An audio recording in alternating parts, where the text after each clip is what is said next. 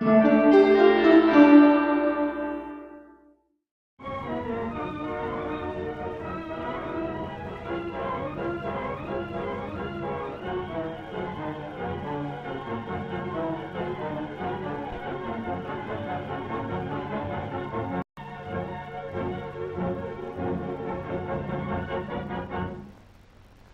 a far corner of India lies a peaceful, secluded valley that is often described as one of the most beautiful parts of the world.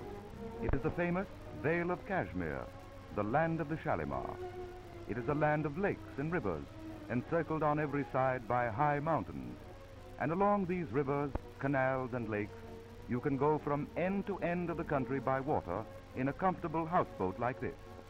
We are drifting down the Jhelum River, which for 3 miles forms the main street or gay waterway of the city of Srinagar, the capital city of the land. The name means the city of the sun. The city is very old, dating back 2,000 years, although of course it has been rebuilt many times. In about the 15th century, Kashmir enjoyed particular happiness under the rule of the great Mughal emperors of India, and the scene of one of the most romantic and passionate love stories of the world was laid in this very land. It is the story of the Emperor Shah Jahan and Mumtaz Mahal, and of the immortal monument of the Taj Mahal that the Emperor built for her in India.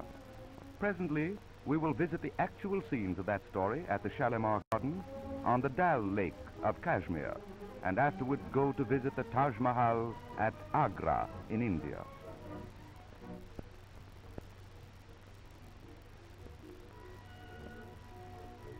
Life in Kashmir seems to be one continuous upstream and downstream affair, and you can well imagine that boat building is one of the important industries here. Great logs are being brought into the city from the mountain forests to be used for boat building or for house building. Glorious snow mountains form the distant walls of this carpenter's shop, where the carpenters work all day long in the lovely sunshine of Kashmir. They are building a boat and are sawing the planks from the deodar wood, a remarkable native wood that stands the water unpainted for 50 years. They are aided in using their crude and simple tools by the wonderful accuracy of their eyesight. All Indians and Kashmiris have marvelous sight. He is cutting 2 planks for the boat so straight and true that they will be perfectly watertight when placed together. Another happy craftsman is busy making the furnishings for the houseboat. Did you ever see a more primitive lathe than this? Made of 2 posts, hammered in the ground with 2 long nails driven through for the lathe points. With one hand occupied in driving the lathe, he has only one hand for the tool, so he uses his toes and seems to use them just as easily as his hands. And out of this primitive lathe comes a perfectly turned leg of a table.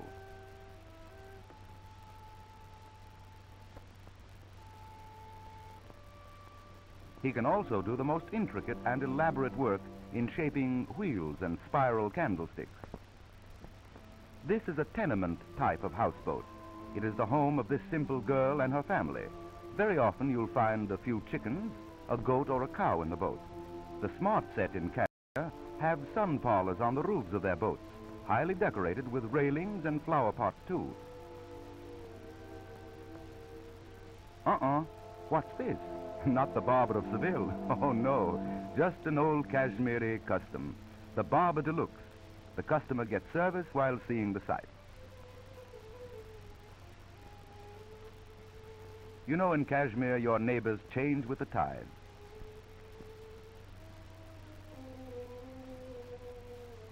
Almost nothing left of his hair now. This one is going through a sort of dry cleaning process. It's all done without any fuss or bother by the roadside. A nice, smooth, dry shave, with a razor wiped now and then on the customer's coat for good measure.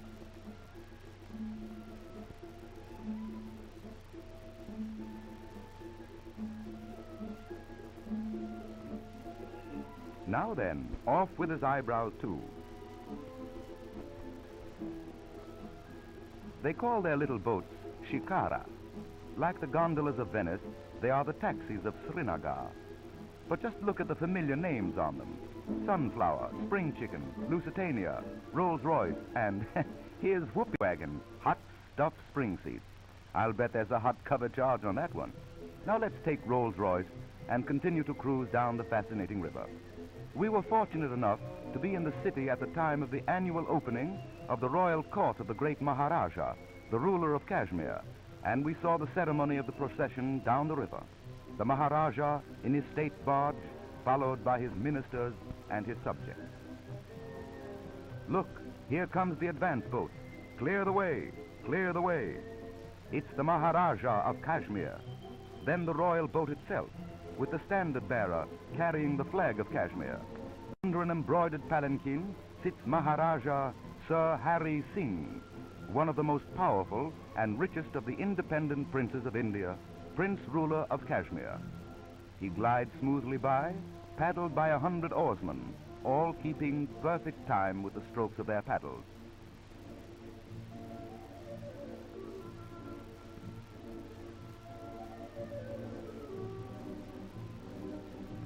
And now see who comes.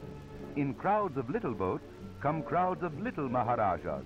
Each one is bursting with pride and importance, and each one is trying to paddle his canoe up into the front rank. And here they come, and more and still more they come.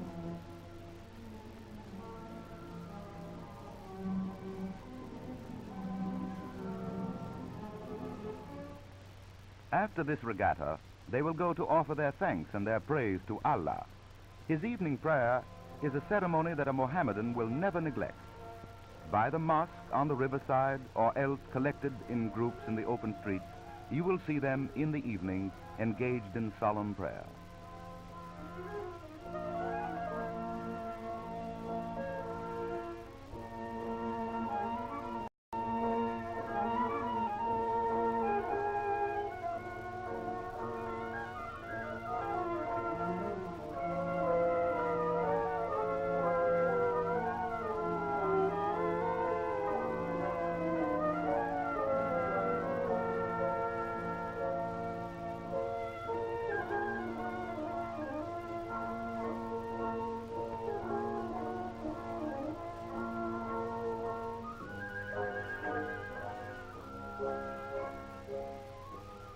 Evening is drawing in.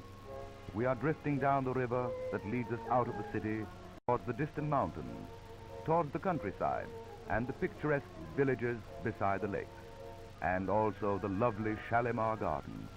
Let us drift in our houseboat.